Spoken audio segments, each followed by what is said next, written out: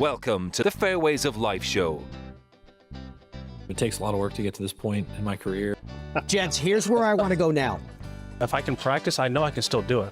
Great players are ones who rise to the occasion. And go again. With the most candid interviews. Well, I'll tell you a little story. Ice cream is the motivator. But an ice cream is so good. Stunning. Taking you beyond the ropes. Maddie, let me just bring you over here. So there's the Ryder Cup Masters Trophy. Here's your host, New York Times best-selling author, Matt Adams. I've had some amazing moments in my career. In 2024, I won 5 in a row, and my 5th one was a major. So I can't say that one moment in my career was the best. I think all of them have had a different meaning, and all of them have been so great. It feels good. I went quite a number of starts without getting my first win, and now feel very, very blessed to have had a few now recently.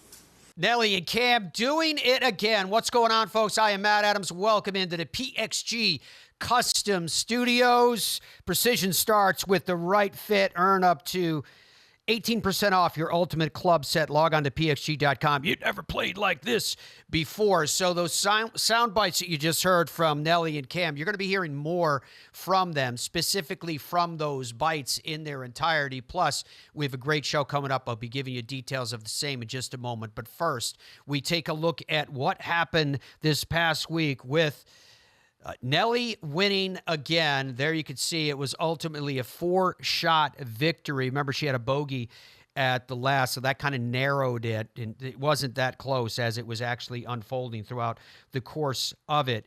The career for Nelly Korda is most impressive indeed. Let's take a look at that. First of all, an 18-time winner on the LPGA Tour, #1 in the Rolex rankings. A 3-time major champion, of course, after her victory at the Chevron. 24 and 26 Chevron champions. In fact, a 21 KPMG Women's PGA champion. She was the 2020 Olympic gold medalist in Tokyo. 168 LPGA Tour starts to her credit. 81 career top 10s. That's 48% of the time. Think about that for a second.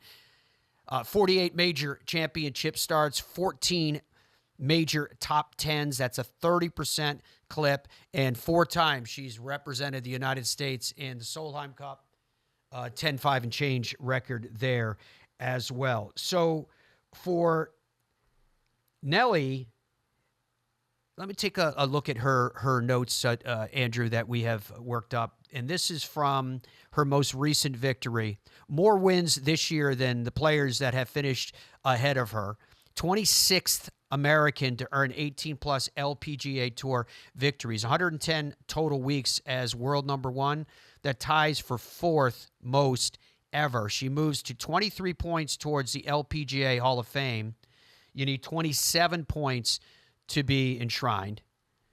3rd LPGA Tour season with 3 or more victories. She did in 21. She did, of course, in 24. That was her crazy win there with 7.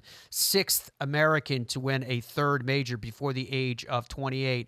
And one of only 23 players in the history of women's golf to have 18 LPGA Tour wins and 3 or more majors. So with Nelly Korda, I guess the place to start, given that it was a dominant victory and coming off the heels of winning a major championship, did she feel like she had her A game this past week? Honestly, I guess there's 2 parts to my round. Definitely on my front 9, I had my A game. And then on the back 9, I wasn't playing bad. I just wasn't hitting it close. And then I was kind of cruising, and then golf humbled me on the last hole. Made my first bogey I think on the weekend. But overall, I'm just so happy. I mean, I just made 2 mistakes all week with how tight the fairways are and how hard this golf course is. I played some really good golf. I wouldn't say I had flashes of A games and some flashes of C and B, but got it done. I go into every week wanting to win. That's the main goal. Sometimes you fall short. Sometimes, you're so far off of winning, but that's always very motivating to me. When the sports, Obviously, you want to ride the highs, but there's something also about the lows that teach you so much, and it makes you very grateful for these moments that I'm sitting here in front of all of you guys, because not many people see what happens behind closed doors, the frustration, obviously, after having a tough week. So I'm just so grateful for my team. I've had the same exact team. I've had the same exact caddy since my second year on tour, and he's been through all the ups and downs with me. I've had the same physio for a really long time. I've known Kim since I was 16, and I started working with her in 2022. And same thing. I mean, through the ups and downs, no one's left each other. Everyone's super motivated from the first day that we met each other, and that's what I like around me, is like the people around me are motivated, I'm motivated, and no matter the ups and downs, I know that they have my back. I've had some amazing moments in my career. In 2024, I won 5 in a row, and my fifth one was a major. So I can't say that one moment in my career was the best. I think all of them have had a different meaning, and all of them have been so great in different ways. And I'm just happy to be competing out here, healthy, motivated. I'm so happy on the golf course. I'm happy off the golf course. I just think that yes, I am living my best life for sure. But golf also humbles you, so I know that I need to enjoy these moments. There have been so many times that legends have told me to smell the roses. So now I have a week off and I can officially smell the roses for a few days. All right, so Nelly's going to be smelling the roses for a few days. Not the case for Cam Young. He'll be teeing it up in the week that lies in store, but it was another victory for Cam Young. There you can see the leaderboard. It was a dominating victory for him, too, although it was second place for Scotty Scheffler, which is certainly of note. Let's take a look at some notes for this win. He earns his third career win and his second this season, the other being the Players. It was his 107th start on tour.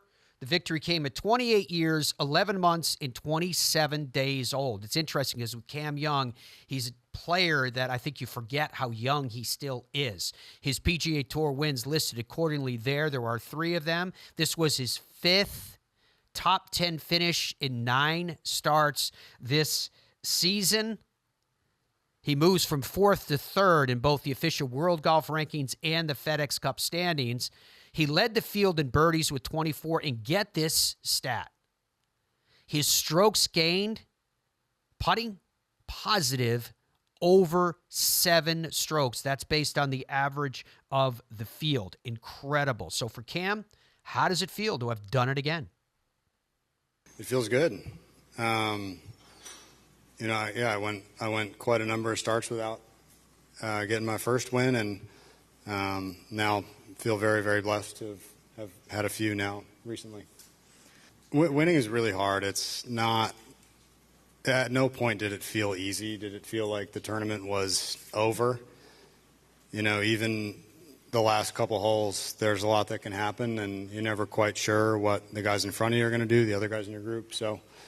It was really just a matter of keeping my head down and trying to play good golf all the way through to the finish. What's it like to see during that final putt when your family there is greenside and run around trophy ceremony? Yeah, it's pretty cool. They weren't there for my first win at Wyndham, but fortunately they were at the Players and then came down today later in the day. I had kind of told my wife, maybe it's not the best idea to stick the kids in the car for 2 hours here and 2 hours back with all the security with the president here and everything. But, really grateful that they did come down. I was really happy to see him at the end of a day like that. Once you've done it once, I think it is easier to do it again. But at the same time, the golf hasn't changed tremendously. I think I keep just slowly improving in I think all really the different areas of the game. I think I'm slightly better just everywhere than I was a year ago. And, that's the goal. Just keep incrementally getting a little bit better. And, when you do that, I think the good weeks come together and they look more like this as opposed to finishing, second, third, fifth, where you had a chance to win and didn't. So it's just very, very small progress, and, it's showing up in the results. All right, Cameron Young's career. He's building an impressive one indeed. Multiple wins in the PGA Tour. He won on the Korn Ferry Tour multiple times as well. That Players' Championship was distinctive and important. 21-22 PGA Tour Rookie of the Year. That's called the Arnold Palmer Award. Now the 22 United States President's Cup team. He was on the 25 United States Ryder Cup team. He was on with distinction. 107 PGA Tour starts, 19 career top fives, 31 career top tens. The margin of victory was impressive and stout. But, Cam, this is a game of fine margins. Yeah, it can be really small. I mean, golf, they say, is a game of inches, and it certainly is. I mean, there's little things that happen throughout the course of 4 days where a couple inches left or right or farther, and things can be very different. So, there's a very small difference between a good shot that gets a bad bounce and a good shot that gets a good bounce, and it can change the tone of the day entirely. So, yeah, I mean, when things are going poorly, it's really hard to say that it's that close, but, it is. There's just little things that happen that either keep you going or kind of halt your momentum, and I had a week where just things kept going the right way. Yesterday off 10, hitting the palm tree on one bounce where my ball's going in the woods, and instead of making probably a 6, you get out of there with a pretty good putt for birdie. So there's things like that happen throughout the tournament, and you need some of that to win by 6 out here. I mean, it's a tough task to win a golf tournament, never mind by a few, and that's not going to happen without a few things going your way. I don't have one back. Someone asked me that after the Players, and I said I'm going to probably drive home. This time I'm going to be in a separate car probably from my kids, but yeah, not a whole lot of celebrating. We'll go on tonight. I think it'll be, kind of all hands on deck to get us out of here and drive back home, and then I'll probably go up to Charlotte on Tuesday. So there's not much turnaround. This is, a big win for me, and a great achievement, but realistically tomorrow is back to work. And that's just kind of how it goes. It's nonstop.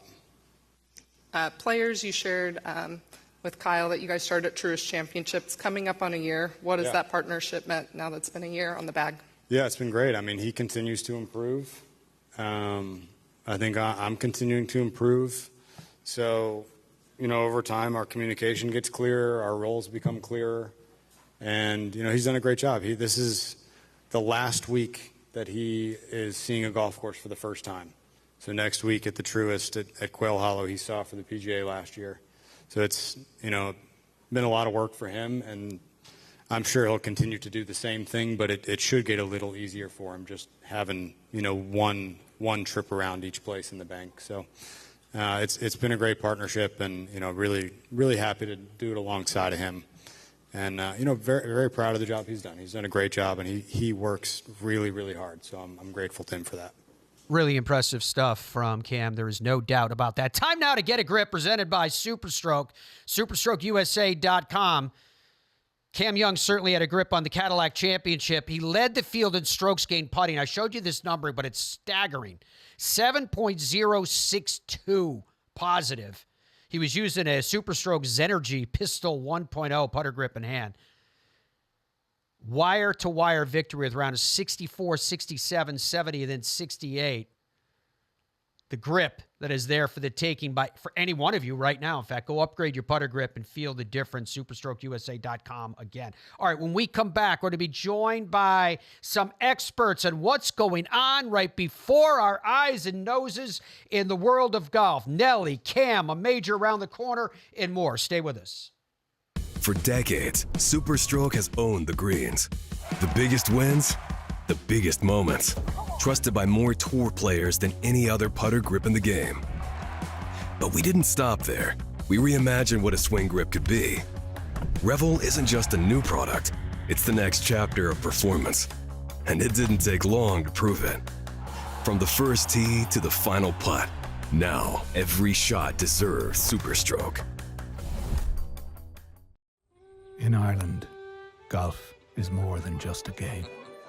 Come and experience our world-famous links courses and our world-famous parkland courses, all set alongside world-famous scenery. And visit our world-famous historic sites. And while you're here, enjoy our world-famous hospitality. Fill your heart with Ireland at ireland.com/golf. Ben Hogan Golf Equipment is back. Established in 1953, we serve golfers who demand excellence of their equipment. Designed by the game's best engineers, forged in the world's best foundries, and built to order in the USA. Don't settle for off-the-rack disappointment. Elevate your game with custom clubs at direct consumer pricing. Exclusively at benhogangolf.com. That's benhogangolf.com. When you play PXG, everything clicks. That's the sound of confidence, of performance, of knowing your new PXG Gen 8 irons and new Lightning woods are designed and custom fit for pros and golfers just like you. A better game is just a click away. Visit pxg.com to learn more. PXG, you've never played like this before. Every golfer dreams of reaching the next level. FlightScope Nevo Gen 2 gives you 18 data parameters with the accuracy you demand to improve your game, all measured with FlightScope's patented fusion tracking. Its 6-hour battery life gives you uninterrupted play and practice outdoors and indoors. Tee it up on the included simulation bundle. See your shots come to life with the FlightScope AR Tracer. Have fun, improve your game, shoot lower scores with no required subscriptions. Buy your FlightScope Nevo Gen 2 now at FlightScope.com. Head down, water down the left, bunker down the right, take the club straight back. Wandering minds. When golfers lose their focus, they're totally... But Bridgestone can help. Introducing Mindset. The ball's scientifically designed to keep you focused. First, identify your target. Next, visualize your shot path. And then focus on the green dot and smooth one. Play the Tour B and E12 with Mindset technology. You see what happens when we work together? Stuff like that.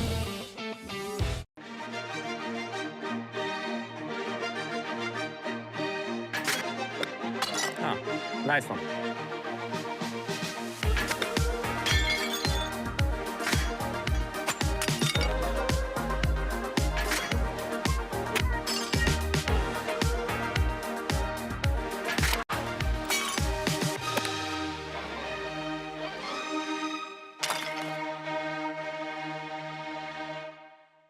Hey, I'm golf broadcaster Matt Adams, and I have skin cancer, just like almost 10% of the U.S. population, but even more scary, 30% of us golfers. So once again, the legacy of Arnold Palmer is leading the game with Arnie's Mineral Sunscreen. It's a lightweight SPF 50 mineral-based sunscreen that's clean, safe, non-greasy, and no fuss. Log on to shoparnies.com to protect yourself and live life to the fullest, just like the king. All right, this was for Eagle at the 5th for Nelly. Boom, delivers. At 18, this was for bogey, but she had plenty of margin. I love that angle because that was not an easy putt. Victory secured. To give us some perspective on all this with Nelly Korda, we're being joined by Karen Stupples. My friend Karen won the 2004 Women's Open. Multiple LPGA Tour wins to her credit. A couple times representing Europe on the Solheim Cup team. 250-plus starts on the LPGA Tour. 98 career top 25s. 32 career top 10s as well. Karen, always a pleasure to see you. What are we seeing with Nelly Korda? Just how dominant a performance athletically in the world of sport in the LPGA is this? Well, I mean, I think it's incredible across the board. When you look at her numbers versus the other LPGA players this year, I mean, super impressive. I mean, she's only lost to 2 players all year. I mean, that's incredible in itself. But when I followed her so far this year, and I followed her many times in previous years, I mean, this gives you a great example. I mean, we're looking at her scoring average, 68.04. When you look at what everybody else has done over the course of time, I mean, that's just beaten everybody, which is, again, incredible. But what I see with Nelly this year is a player that is calm and in control of her game. She doesn't let anything get in the way of just her performance. And it's just, and she does it in such a controlled fashion. Like, it looks so easy. And that's the most impressive part of it. And she's hitting drives that are going 300 yards and squeezing them into fairways that are 14 yards wide. And last week she did one that was 9 yards wide. She has no fear with that club in her hand that we're seeing in that picture. It's so impressive. Well, Karen, to that point, the way that you just described her emotional composure, her ability to perform and hit those lasers into, 9 yards wide is just incredible. What changed? What is it about this edition of Nelly Korda that's different than prior? Well, I think you can go back to what she said in some of her interviews. She says she's not trying to control it anymore. And I think that, with being a dominant number one, there comes a lot of pressure. You try and maintain that position on the golf course and that stature within the game. And she stopped trying to control it. She's just out there trying to play golf. And she's accepting that sometimes golf doesn't always go your way. Sometimes you'll end up in a divot. But she's completely content with that because she's at a place within her game that she knows that if she plays even 80% to her potential, there's not many people that can beat her. And they have to play really well if they're going to do that. So she's looking at being in a really good spot mentally. And you can definitely see it, even though we can go back to 2024 where she won 7 times. This is a different Nelly Korda in 26 to the one I saw in 24.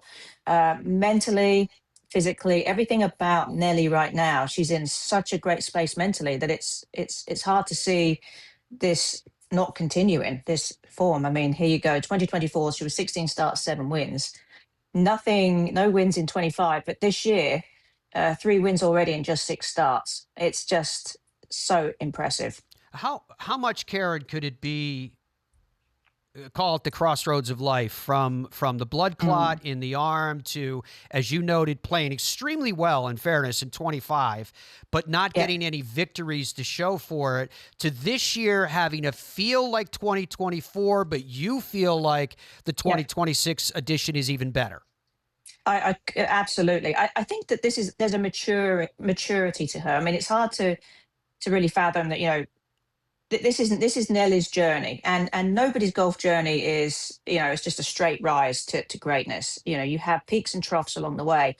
And what Nelly's been able to do is learn from all those troughs to come out better and stronger at the other end. Obviously, you had a peak in 24, and 25 didn't quite live up to her own expectations, but she learned from that. She learned that she was trying to control it too much. She learned that if she was just a little bit more chill with herself and not quite so hard on herself on the golf course, she could turn it around into this season that we're seeing this year. So I think there's a maturity to Nelly that we haven't seen in the past. I'm not saying that she wasn't, but I'm just saying that aging has its benefits, as much as us older people don't like to think so. But aging does have some benefits. Well, to that point of the experience that you've had on the LPGA, can you think of another player that reminds you of Nelly Korda? I'm just trying to put her into some kind of perspectives of the greats. So it's a really hard thing to really quantify, because every great player's had something, and they've had dominant runs and dominant streaks. When you think back to Annika, she was very dominant for a long period of time. But there are players within that also had dominant streaks. You think of Kari Webb, you think of Siri Puck, you can go to Lorena Ochoa, Yanni Seng. All these players had dominant places within the game. And I played with most of them. So it's very hard for me to look back on it and not think about them competing against me.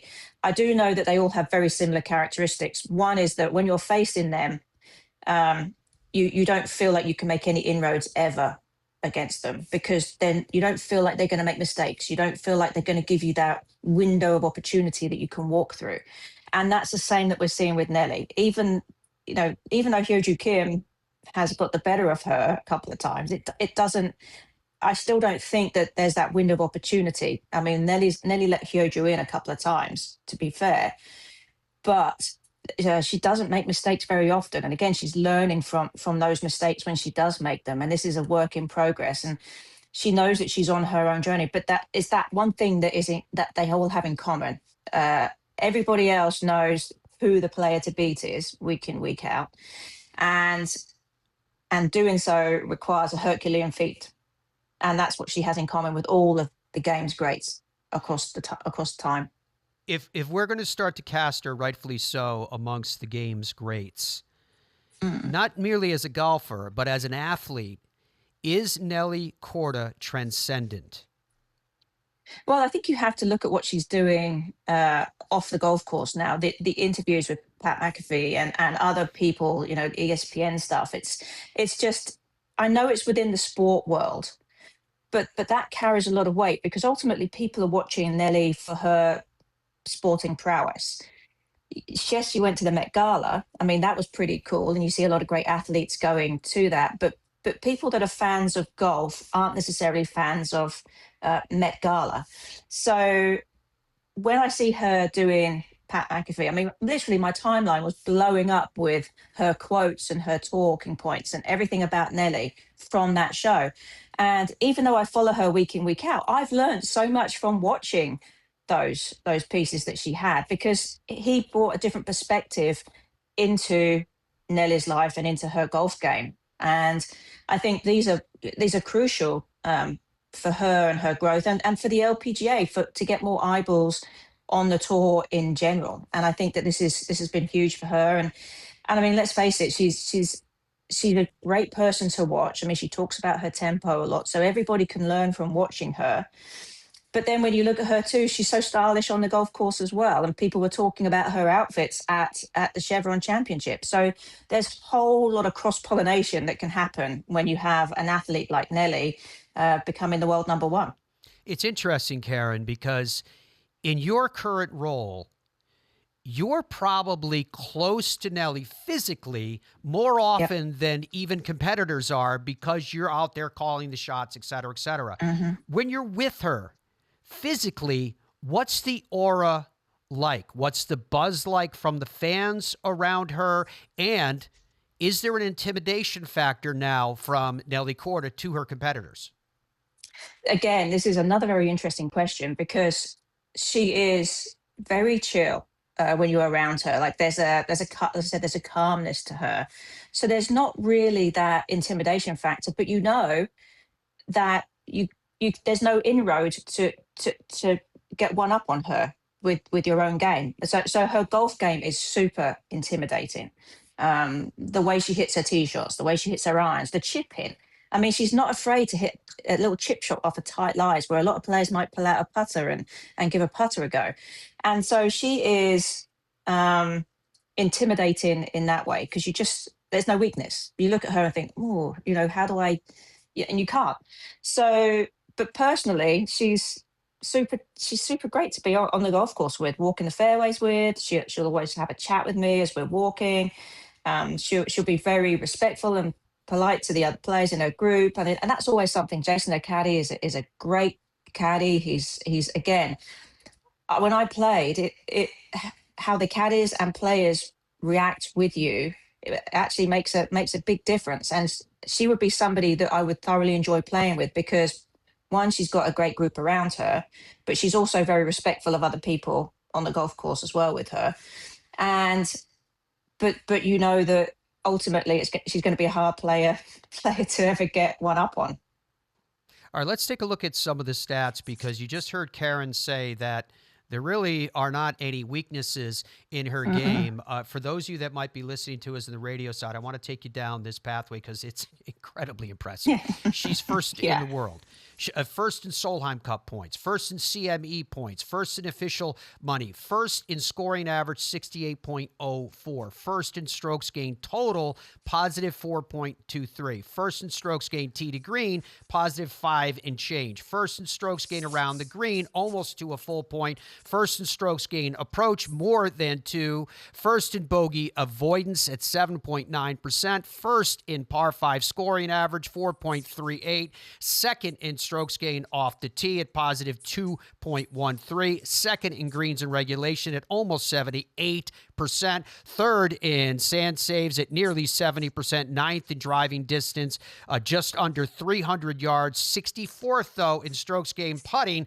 I mean, Karen, for just the fact that there isn't anywhere else to go in terms of weakness, do we start there with putting and say, even if she putts average, she can lap the field? Yes, absolutely. I mean, strokes gained putting, I mean, but it's not irrelevant. But when you look at what she's doing in par 5 scoring average, you know, that's really her bread and butter. I mean, she's able to get on those par 5s in 2 a lot of the time.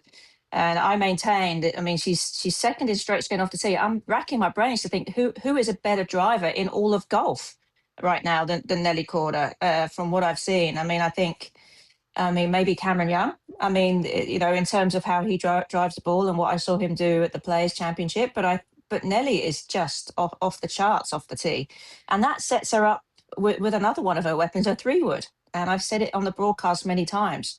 3-woods can be very bulky with a lot of players, but in Nelly's case, it is an absolute weapon off the ground and off the tee. And there's not an awful lot of difference in distance between how she hits the 3-wood off the deck and how she hits it off the tee. And a lot of players will find that there's a big difference in distance, but for Nelly, she's just impeccable. So she is incredibly good. But yes, you're right. I mean, when you see 64th in strokes gained putting, I would say that's not from what we saw at Chevron, and that's not from what we saw last week in Mexico. But I think that was from her 2 second-place finishes this year.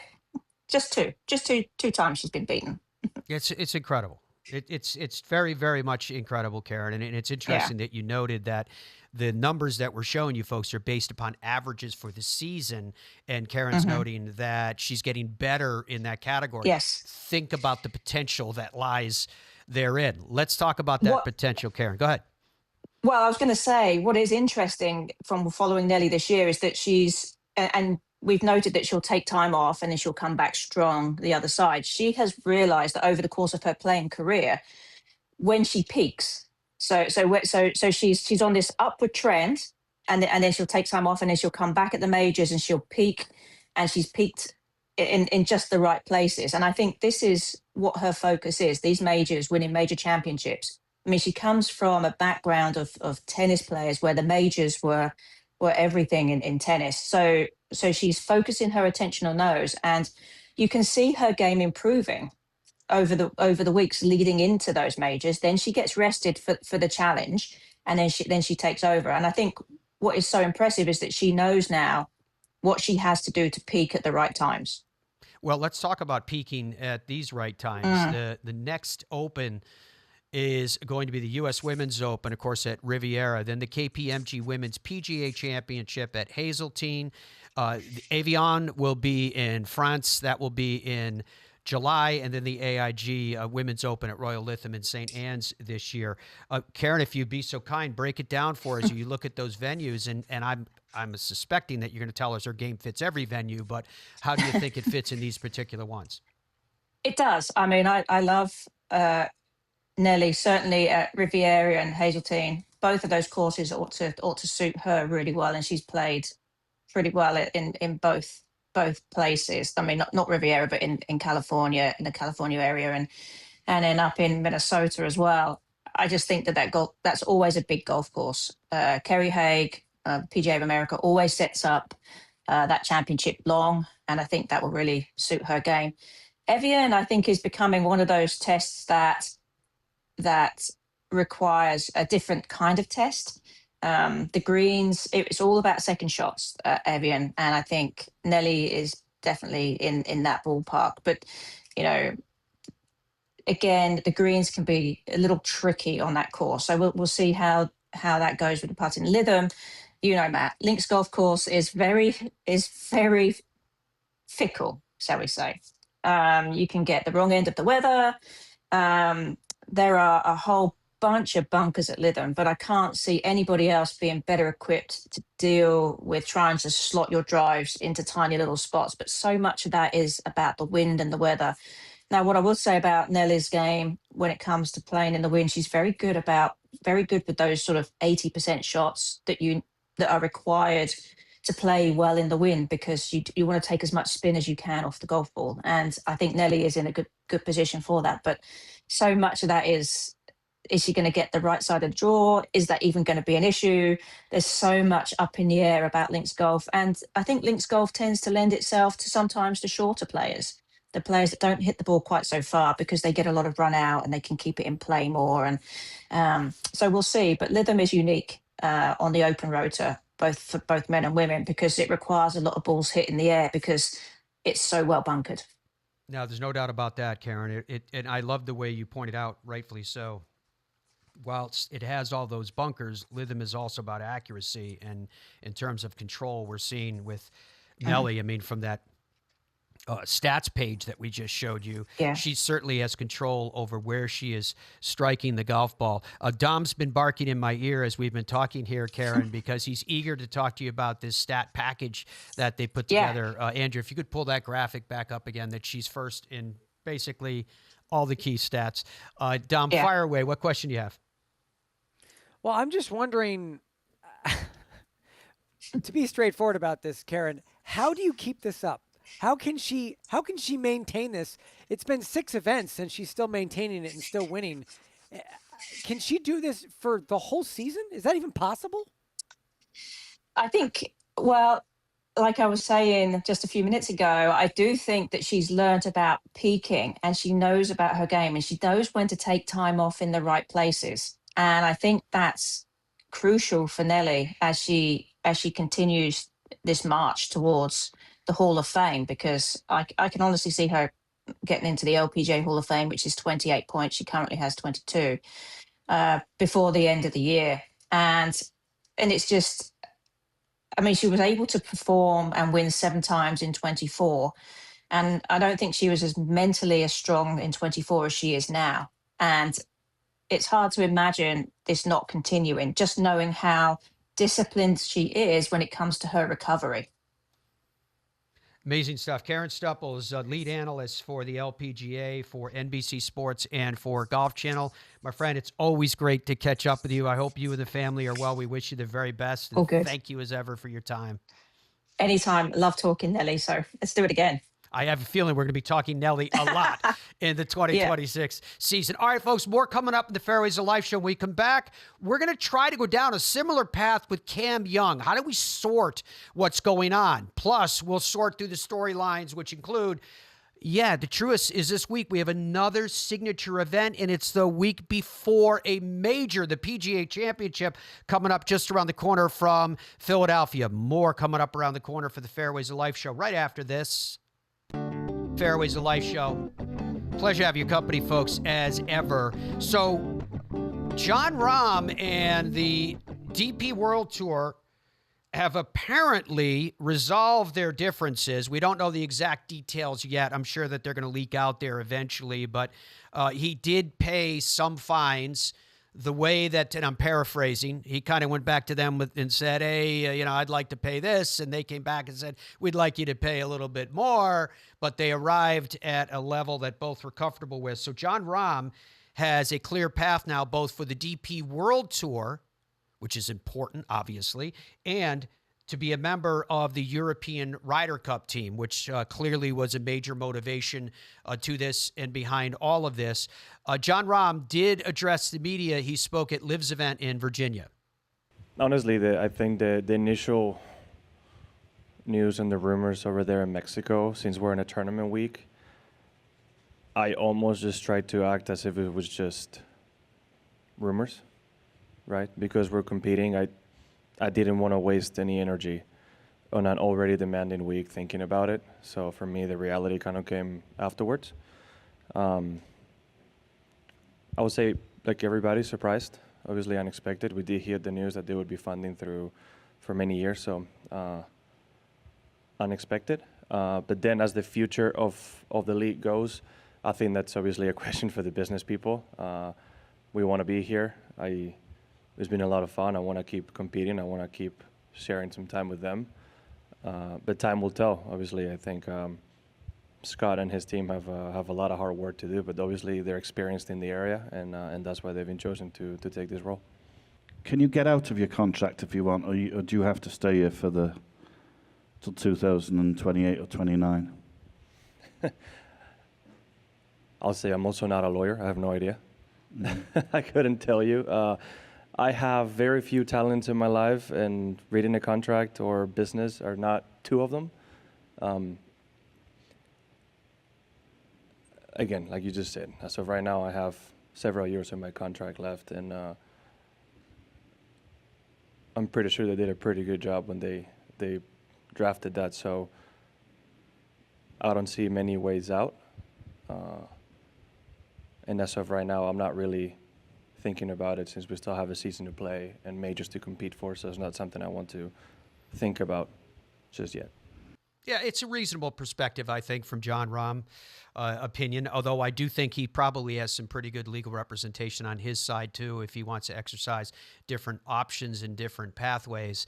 But he is clear now on the DP World Tour, and the DP World Tour performance there can directly equate to what he does and plays and win on the PGA Tour. We'll see how it plays itself out. The WTGL announced more players recently. Those players gathered together to talk about their enthusiasm for the same.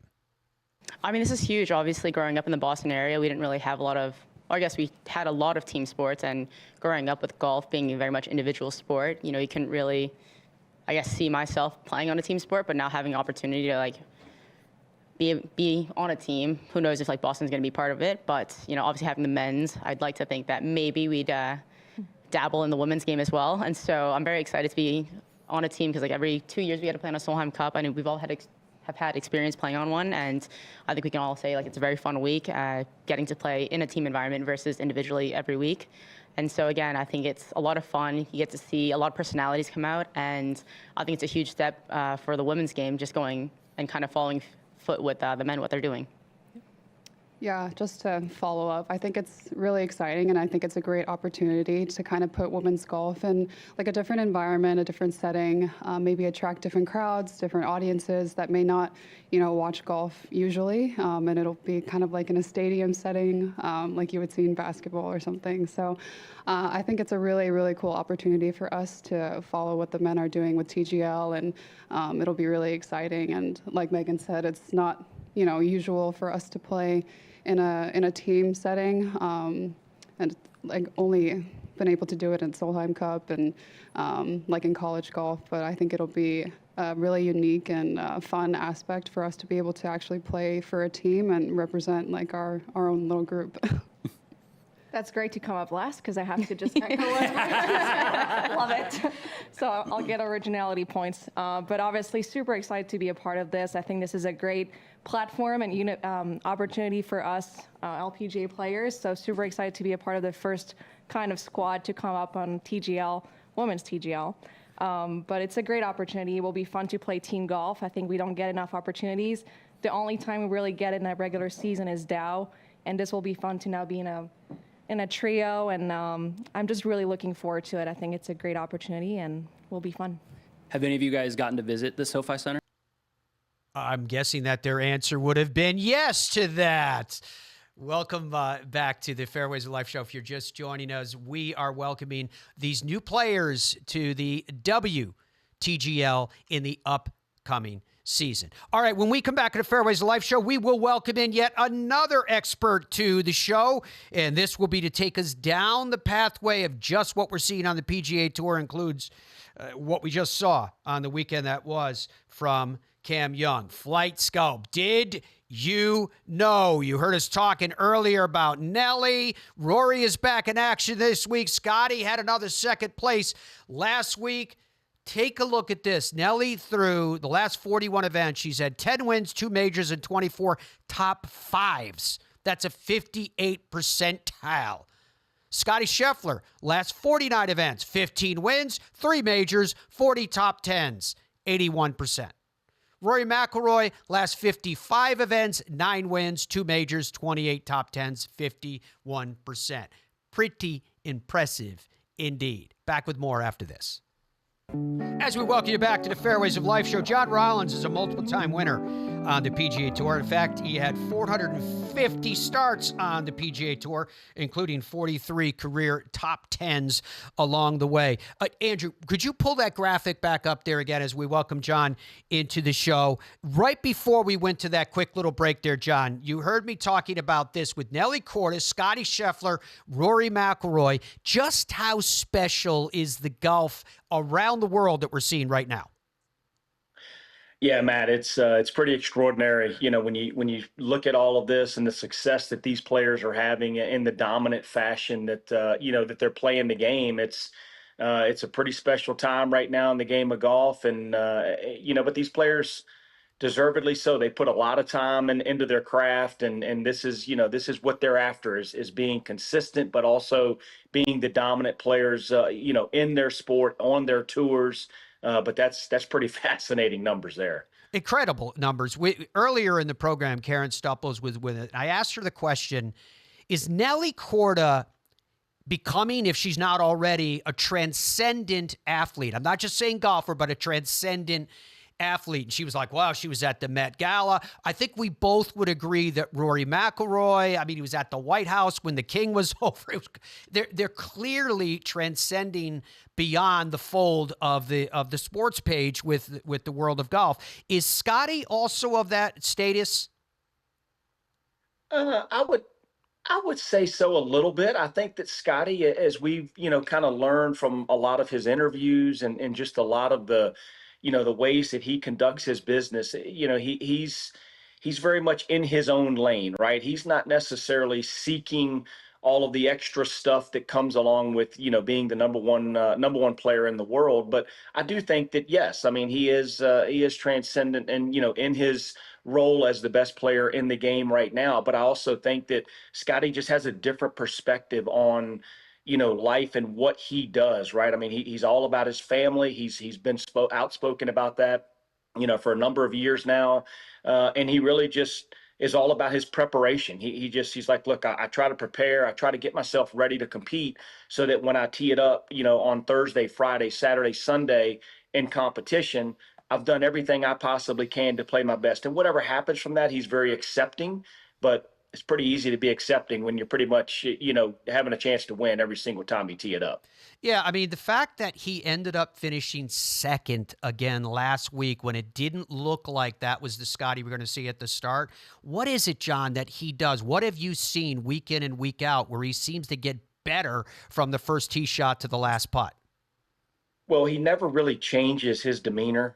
We saw a little bit of frustration maybe last week there at Doral a couple of times that normally we don't see from Scotty, but overall he just continues to just plot his way around. He never really changes his game plan. He knows that, he and Ted Scott, when they do their work, before the tournament, they go out with a game plan, and they never really alter that. They go out and they know that what they're going to do and what they need to do is going to work. And he just stays patient. He never seems to press. He never seems to hit the wrong shot or feel like, ooh, I've got to take this on and make some kind of a silly mistake that really puts him out of the golf tournament. He has gotten off to slow starts, as you mentioned, which has put him a little bit behind the eight ball early in these tournament weeks. But again, because of his mental strength and his calm, sort of patient demeanor, he just keeps going about his business. He knows he's going to make enough birdies and he's not going to make too many mistakes. So at the end of a 72-hole tournament, he just knows he's going to be there at the end. So because of that, it enables him to stay patient and kind of stay true to his process. John Rollins is a lead analyst for PGA Tour Radio and PGA Tour Live. John, everyone saw in your little bio that we just put up next to you, and you heard me mention it when you came on, 450 starts on the PGA Tour for you. When you hear that number, does it surprise you, or somewhere in your body can you feel every one of those starts? Probably more toward the latter, in that for sure. But not, I would say maybe a little bit. Obviously, growing up playing the game, playing college golf, watching the PGA Tour on television, and sort of idolizing a lot of the players, the Fred Couples and the Davis Loves and the Ernie Elses and players like that of the game before me. It was a situation where, yeah, this is what you wanted to do, but to actually have it come true, and now being able to look back and hear that 450 starts. I mean, it's pretty cool. It's pretty, unbelievable to think that it has happened. But again, it also goes back to the amount of time, like I said before, with Nelly and Rory and Scotty, the amount of time that we put into trying to become a good golfer and a successful golfer at the highest level. It's still, sometimes I got to pinch myself and realize, hey, I've done this for a long time. I had a successful career. Very happy with that. And the body does feel it, but I'm still trying to keep it somewhat in shape to see how many starts I can get on the PGA Tour champions. What's that green thing behind you in your bookshelf? It looks like a huge olive. It's like a wish jar. I can't remember. I wish I had a cooler story behind it, but we got it, my wife and I, somewhere we were traveling. I can't remember where. We just went into this place, and it was like a little wish jar or something, and you can write down a little something on a piece of paper, and you can drop it inside the jar, and there you go. It was just some little story. At least that's what maybe that's how they sold it on us, Matt. I just thought, dude, that if you have a bookshelf, you're gonna have like your trophies and stuff in it. And I thought maybe you won like the Olive Open. Well, I got a little something. I got the Reno Tahoe sitting right there in the middle shelf with the mountains. It's changed. It's changed a lot. I got the Canadian Open trophy in our media room. I mean, it's kind of scattered around. It's not really necessarily, locked into one section. That's fair enough. Your street cred is back in place again. Are we getting a mini glimpse of, I don't know, maybe call it challenges of the future? Because here we have a signature event this week. Then we've got a major championship with the U.S. Open. It's going to be equally as tight because in that case, for example, there's the Travelers, which is a signature event coming off the U.S. Open just before it. So if you increase the number of signature events, how hard does it get to be with you guys when you've got players out there, John, that want to get their rest before or after? I think it's an extreme challenge right now, scheduling wise, for players. I mean, that's why you see a guy like Scotty Scheffler this week not playing at the Truist Championship. I mean, Rory McIlroy missing a couple in a row. RBC coming off the Masters, the back-to-back Masters victory. Doesn't play the RBC and doesn't play last week there at the Cadillac Championship. So I think this stretch of golf, like you just said, with all of the signature events, then you throw in a couple of majors, and then there's other big events, Jack's tournament, the Memorial, you've got the I mean, there's so much good golf right now that players know I can't play them all. I've got to stay fresh. I've got to keep myself, I got to take care of my body. I don't want any sort of injuries to pop up because of overplay, and things like that. So scheduling becomes key. And I think that's why you see some of these great players. I think people probably would try to wonder, well, why wouldn't you just schedule around these big events? Well, they try to, but it's very difficult when there's so many of them that are piled on top of each other. You have to take weeks off at some point in the schedule, and each player's different in terms of how much they want to play and how many weeks in a row. But again, this is a crucial stretch of the season as these players try to make a push through the summer to set up a deep run into those playoffs. Yeah, we're not even talking about the events that players want to play because it's their favorite event or it's their hometown event, or they gave them, exemption when they were an amateur or coming out as a rookie, et cetera, et cetera. All that mixes in there as well. What we're seeing from Cam Young right now, to your way of thinking, I mentioned it earlier in the show, John. I'm curious what your opinion is, why I bring it up again. I think it's easy for us to forget that Cam Young is still only 28 years old. How much runway is before him? Could you give us some perspective on what we're noticing and witnessing from Cam Young? Well, it's pretty spectacular. I think it's a situation where, we all kind of thought that Cam Young had this in his game. I mean, we all saw that.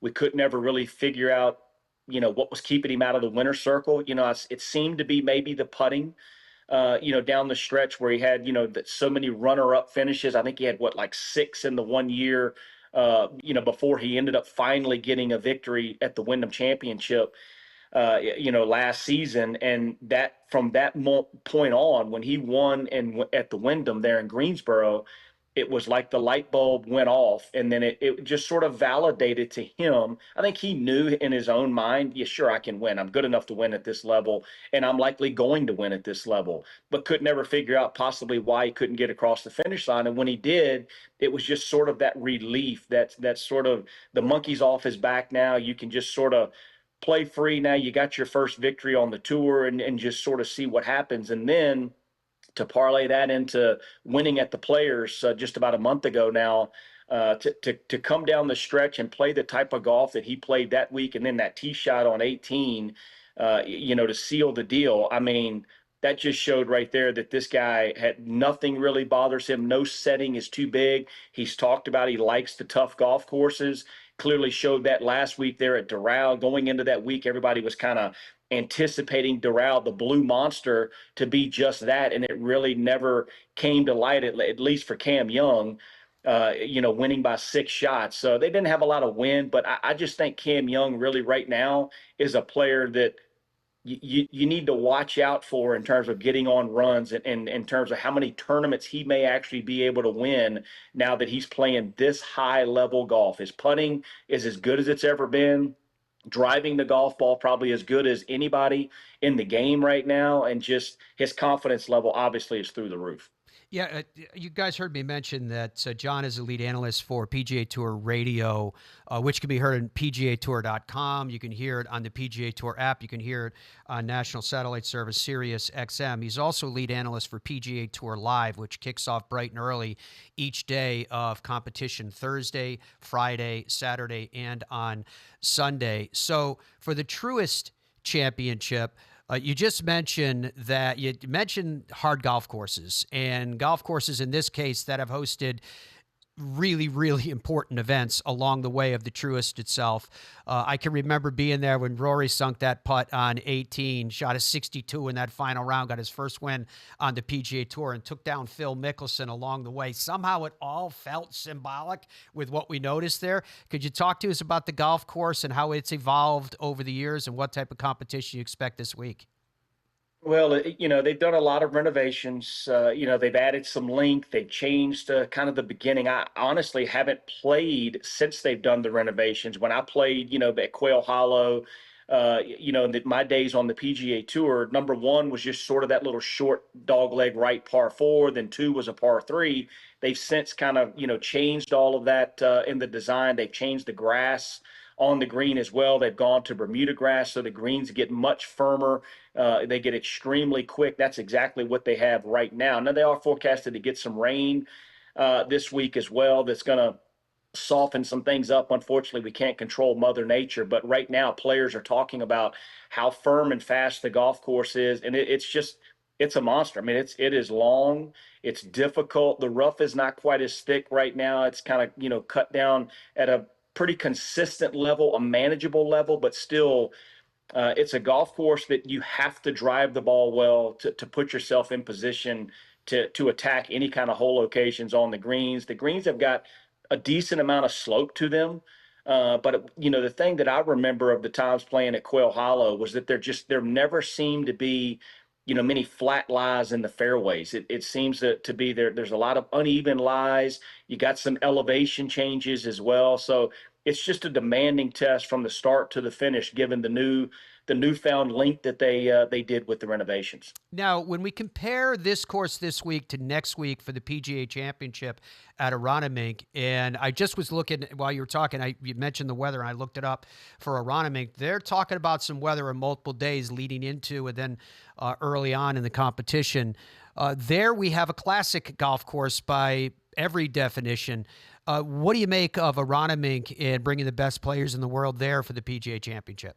Well, it looks amazing. The bunkering there at Aronimink, it's like those cluster of bunkers that they've got all over. It looks fantastic. Seems to be fairly, I hate to say generous off the tee for a major championship, but I think you've got some room maybe off the tee, but it's all really just going to be on positioning the ball in the proper spots on the greens. With weather, obviously, if it rains and it gets pretty soft, that widens fairways, softens greens. Player can get a little bit more aggressive than if they get the firm, fast conditions, which I'm sure the PGA of America would like to have. But again, when you play an outdoor sport, you can't control what the weather's going to give you, so you got to make the most of it. But Aronimink looks like a fantastic golf course. It's going to really test the players in all facets of the game, which is exactly what you want out of a major championship. John, I love working with you. We love having you on the program and getting your insights as ever. Wishing you the very, very best. Can't wait till we get a chance to work together again. And thank you for your time today. Yeah, thanks, Matt. Always a pleasure to be with you and look forward to it as well. Me too. Okay, guys, more of the Fairways to Life show coming up. I want to go down the road with a little more depth in terms of what the air times are for this week and where you can get your golf and some other news that's percolating around the world of golf. Stay with us. My name is David McCleakid, golf course architect for the latest course at Streamsong. Welcome to Bone Valley.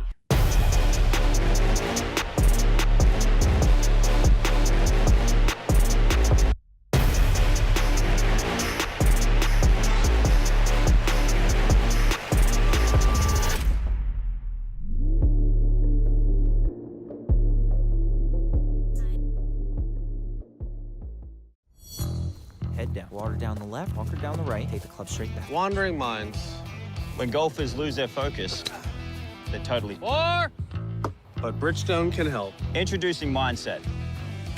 The ball scientifically designed to keep you focused. First, identify your target. Next, visualize your shot path. And then focus on the green dot and smooth one. Play the Tour B and E12 with Mindset technology. You see what happens when we work together? Stuff like that.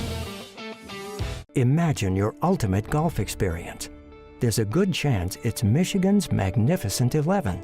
11 spectacular courses from Boyne Golf, varied in both topography and play. Boyne Golf was named the #1 best golf destination in USA Today Reader's Choice 2025. And the Highlands at Harbor Springs is the #2 golf resort in that same USA Today poll. The ultimate golf experience. That's Michigan's Magnificent 11.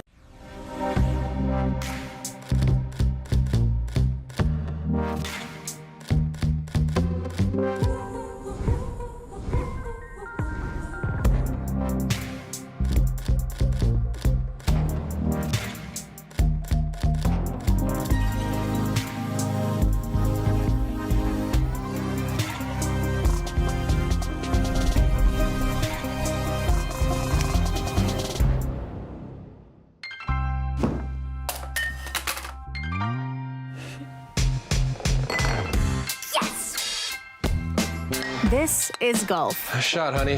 And this is Golf's Superstore. Oh, yeah, we'll take this. When you play PXG, everything clicks. That's the sound of confidence, of performance, of knowing your new PXG Gen 8 irons and new Lightning woods are designed and custom fit for pros and golfers just like you. A better game is just a click away. Visit pxg.com to learn more.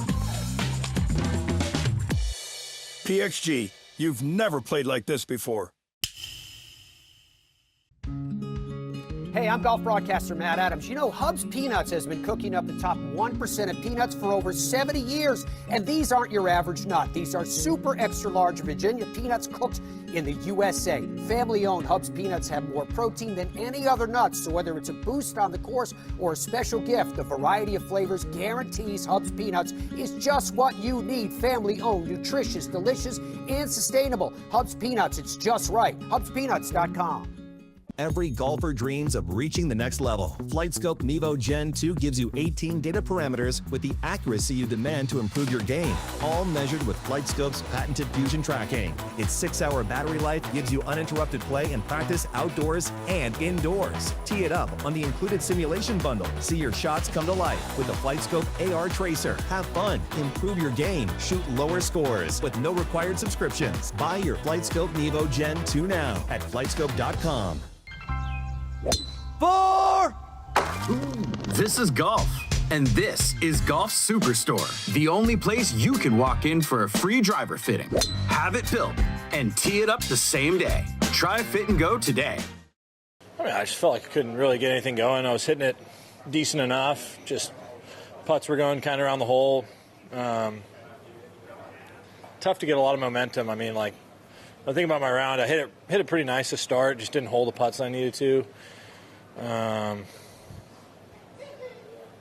Got kind of a tough break there on 7, landed almost in the fairway, and then you can't even advance the ball more than 50 yards. It's kind of tough. Not many spots on the course where that happens, but it happened there. So ended up making bogey there, birdie 8, and then make a little bit of a sloppy bogey on 9 where it felt like I hit a good bunker shot and a good putt, and just little stuff like that. Just didn't really get enough momentum going. Wasn't hitting it close enough, and wasn't holding those 15 to 20 footers when I needed them. And but overall, I have some good takeaways from this week. And Cam played fantastic golf all week. I played with him 3 out of the 4 days, and he was hitting a lot of quality shots. And I mean, he was holing a ton of putts. I mean, he was making putts from everywhere. So he was going to be a tough man to beat this week. Yeah, I mean, just go home tonight, hopefully, and get ready for the PGA. Just a lot of positives. Some stuff I can clean up, but overall, definitely some positives from the last few weeks. I mean, I've always been very impressed with Cam's game. I mean, every time I play with him throughout, I mean, I've known Cam a long time. Every time I play with him, I've always been very impressed with his game. And this week in particular, he hit a lot of quality shots. I mean, a lot of really quality iron shots, quality tee shots, especially on the holes where it really matters. Out here, there's a few tee shots that are really difficult, and I felt like when Cam needed to hit a really good shot, he stepped up and hit that shot. And then on the greens, he was unbelievable this week. I mean, the first 27 holes, I mean, I don't think he missed anything, really. Like, it was nuts. I mean, the guy was just holing everything. And when you're hitting really good shots and holing a lot of putts, I mean, that's a recipe to kind of run away with a golf tournament.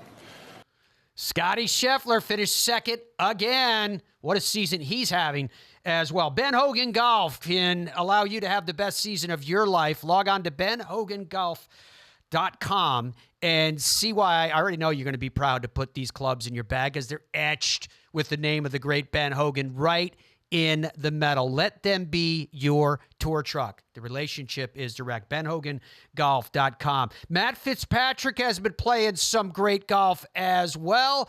Matt, in getting ready for the Truist Championship, spoke to where he is at. Yeah, I feel like it's obviously different this week compared to the PGA last year. I think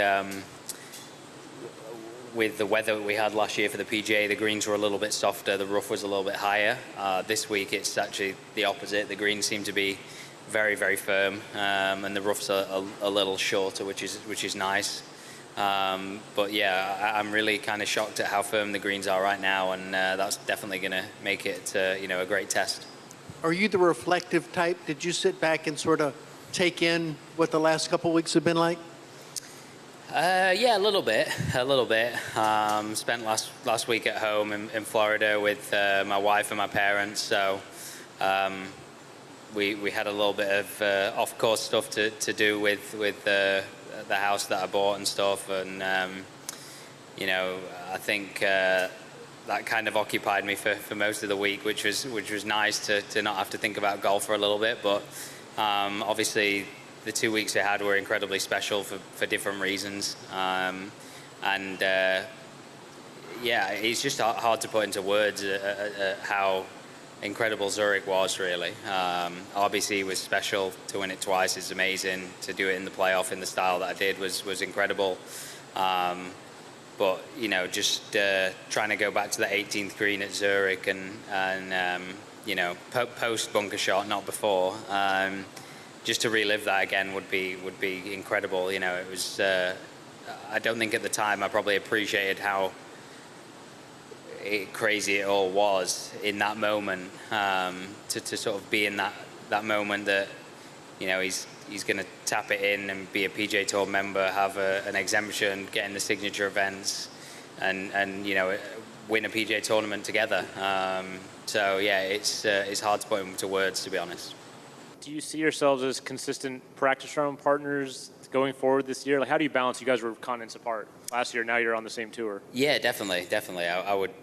I think it'd be wrong of me not to do that with him and help him out as much as I can. He's been thrown in the deep end straight away, and it's all happening very fast. So it's nice to probably. I feel like I have an obligation to help him too, and I've already said to him, if you don't want that, you can tell me to mind my own business, and I don't want to feel like I'm getting involved in all these decisions and stuff. It's his thing. So I just kind of want to offer my 2 cents, if you like, and see where it goes. But we're planning on playing today, but we're opposites for the Pro-Am, so that didn't make sense. And but yeah, we'll definitely play practice rounds together next week, and going forward, all being well. All right, lots going on in the world of golf with the Truist this week, the PGA Championship next week, just on the men's side of the game. So, Dom, can we tell the world what our plans are for the PGA Championship? We allowed to share this information now?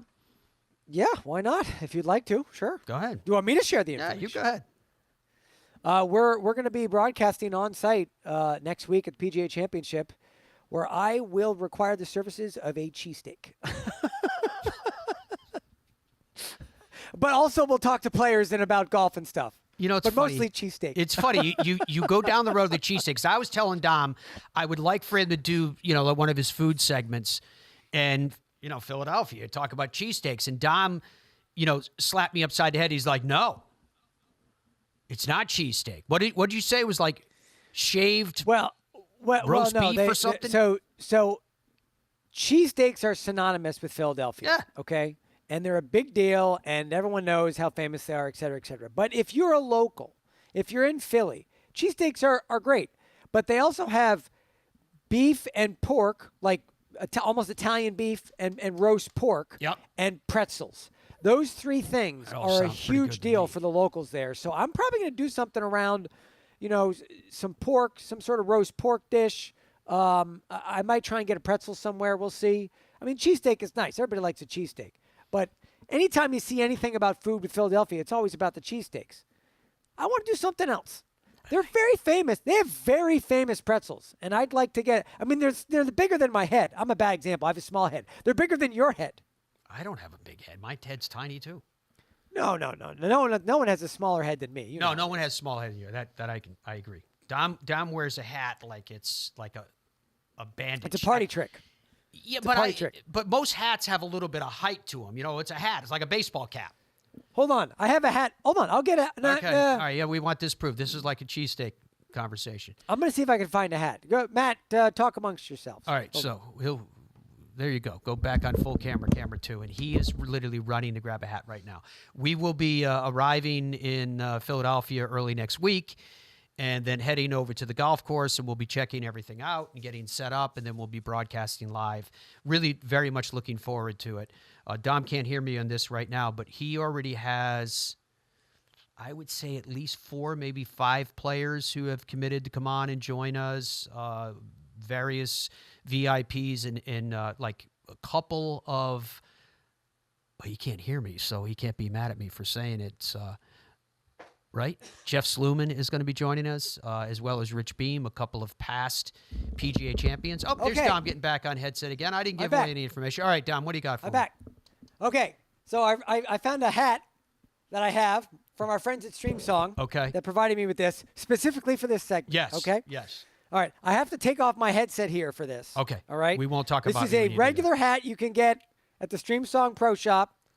Stream Song Resort. It's amazing. You should check it out. Okay. Watch this, everybody. All right, Stand by. Here we go. This segment is going to be terrible. Oh, here we go. Dom's putting the hat on. Dom, you can't hear me, but if you tighten the back of the thing, it does. This is what I mean. This is why he wears it like it's some type of a hospital bandage. Dom, see in the back? Tighten it. It's adjustable. The hat. It's as tight as it gets. I can't get any tighter. I don't believe. I'm not gonna do this. If I tighten it, first of all, this is not working. There. So this is tight. So come on. Are you kidding me with this? I'm not. No way is this happening. I'm not wearing a hat. Look how ridiculous I look. This is ridiculous. Look at this. Dom is the only person I know that does that with a hat. It actually looks good. It's a hat. Also, it's a baseball also, hat. Matt, no. Andrew just sent me a note about. He said, "Dom, there's a hat right behind you." Yeah. That's our friend Tommy gave me that hat. It says Dom. Yeah, you could have just grabbed the Dom hat. That's why you put your name on it, so you don't forget. No, I'm not going to touch that hat. Anyway, so we'll be broadcasting live from the PGA Championship next week. We're very much looking forward to that. Let's give you some air times of the golf so you know how, when, and where you can get it this week. We start with this Truist Championship television coverage on Thursday from 2 p.m.